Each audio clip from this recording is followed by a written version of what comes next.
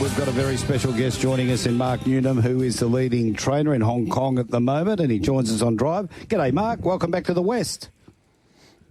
Yeah, hi guys. How are you? Yeah, we're well. How are you up there? I know you've got a meeting tomorrow night, which is a bit unusual. Shards in Thursdays, but it's been a wonderful start to the season.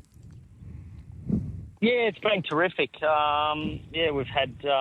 We've had a really good start. I think we missed out at the first two meetings, but since then we haven't got a meeting without at least one winner. Always plenty of success, Mark. Anything changed for you over the last little bit to see this success recently? Oh no, being here the 2 seasons now, we're just starting our third. I've got better horses and more of them. That's all it comes down to. The horses that we brought in are starting to race now. I had a few lightly raced horses towards the end of last season that I kept them sort of just with 3 or 4 runs and made sure that during the break they had a little bit more time to acclimatise and mature, and they've hit the ground running this season. It's one of those horses, My Wish. He really looks like he's set now to be, one of the next big things up there in Hong Kong. He's winning the Group 2 a couple of weeks ago. Was very impressive.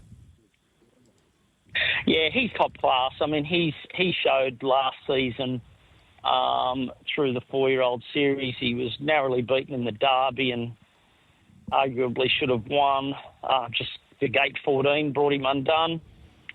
He did win the first of the Triple Crown races over a mile, and that's probably his best distance. Mm-hmm. So, with a little bit more time, he was only a very small horse. He's definitely improved physically and mentally this season, and he's had 2 runs back and won them both, and won them well. What's his next target? He runs on the 23rd. There's another Group 2 mile, and it's the last lead-in to International Day on the 14th of December. So 23rd and then 3 weeks into the big day here on the 14th of December. Comes around pretty quick, doesn't it? I know we all say it, but you haven't got that much time before that big date is upon us. No, and look, he's pretty straightforward to train now, and he does well in between races. He's got a good routine, so we generally trial him about 9 days prior to him racing. So he'll have a trial on the 14th of November, leading into the 23rd, and then it's only a 3-week gap into the big day. So he'll probably just have a couple of gallops leading in, but with the 5 weeks between runs this time, he does do better when he has a trial.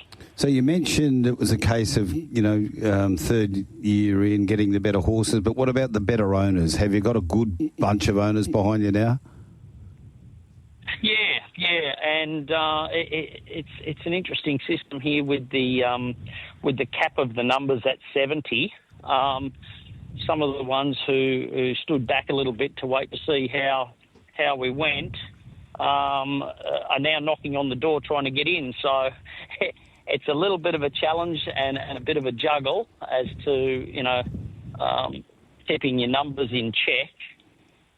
But there'll be a few horses this season that I started with and as older horses here that, they'll either retire this season or they'll go to other stables to make room for new horses, because to remain competitive here, you've got to be bringing in new horses regularly. Mike, you mentioned a couple of the little intricacies in the differences between training there and here in Australia. Is there anything else that's caught your attention over the last couple of years training up there?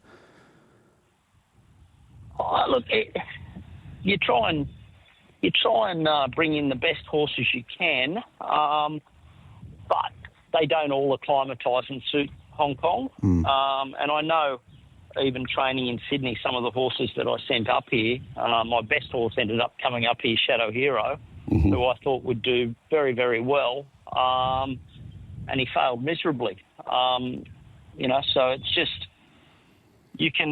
you can analyse as much as you like the form lines and different things to what's going to work here, but until they hit the ground, you never quite know. And some horses just take a bit longer once they arrive, and some horses, acclimatise very quickly, and you can move onto them fairly well and get a result early. Others just take a bit longer.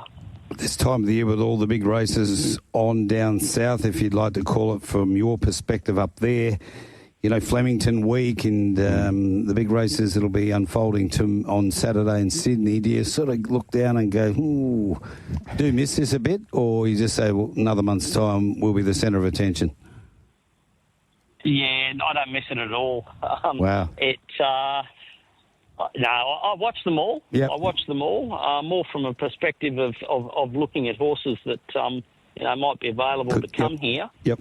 But, look, I think, the way racing's going, especially in Sydney, with the huge numbers some stables have now, for someone like myself who didn't want to be over, that 60, 70 horses, it's a much more enjoyable job here with the cap of numbers and being able to be hands-on.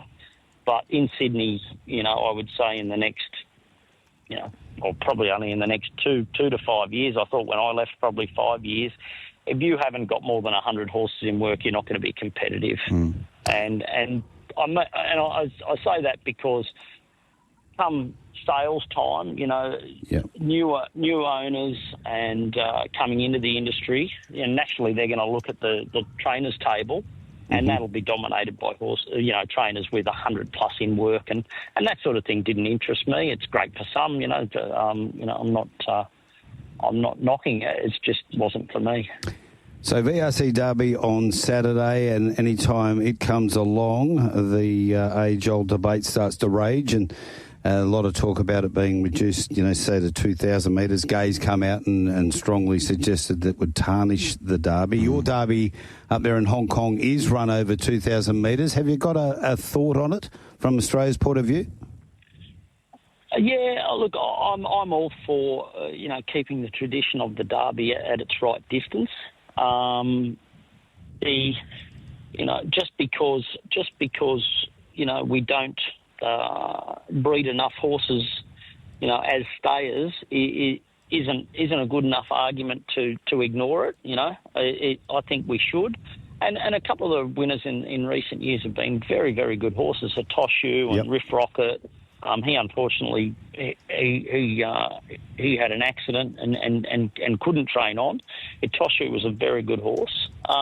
He won an Australian Guineas, I think, first up after the Derby. So, the form can be patchy coming out of the Derby, but I don't think it's a good enough reason to change the distance. I think people need to change their mindset and start looking at horses with, stronger pedigrees. And that's where all the money is.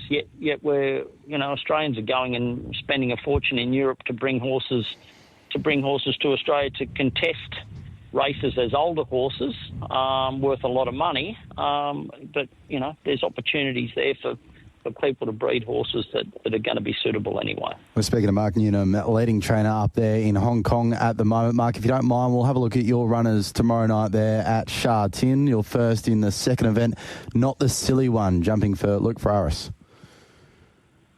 Yeah, he's probably my best chance all night. His two runs on the dirt this season have both been very good.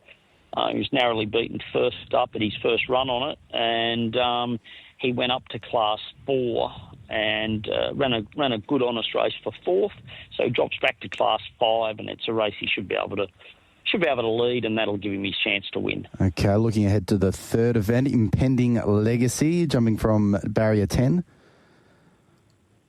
Yeah, it's going to make it difficult for him. His trials have been good on that surface, but he's only had the one start here.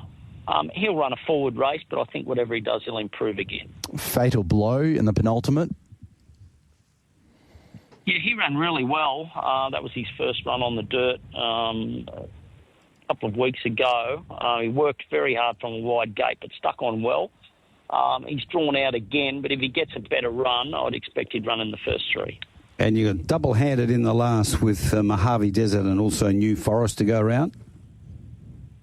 Yeah, both been consistent dirt horses. One will be in front and one will probably be last. New Forest has got good gate speed, but he's drawn wide. He'll run well. It's probably the pace of the race will determine which one of mine has the best chance. If they don't go too quick in front, well, Mojave Desert will be strong late. But if New Forest can control it at a reasonable pace, well, then he's going to be hard to get past. The Hong Kong Jockey Club, they just seem to be a wonderful organisation to work for. Oh, it's very well run, very efficient. As a trainer, they do make your job a lot easier than training in Australia, that's for sure. Okay, Mark. Wonderful to catch up. Great to see you going so well. Top of the table. Let's hope in a few months' time you're still there. Thanks for joining us. Let's hope so. Yeah, anytime.